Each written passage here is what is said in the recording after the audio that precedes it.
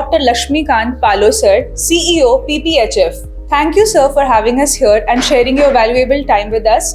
So, sir, can you tell us more about the PRANAA project initiative? Thank you. PRANAA is almost a one-year program that we have implemented in two sides of India, one in Haryana, one in Maharashtra, Haryana Gurgaon and Maharashtra Pune.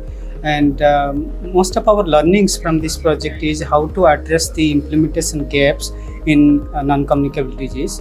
And we worked with the health system and also community and mobilizing them and for screening and awareness building so that timely referral can also happen. So this is a good learning, and we look forward to taking these initiatives to the next level. Thank you. And as part of our own PPHF strategy, which we launched for 2030, also NCD is one of our focus area where we want to bring more technological intervention to address the NCD programming in India. Thank you. Thank you, sir.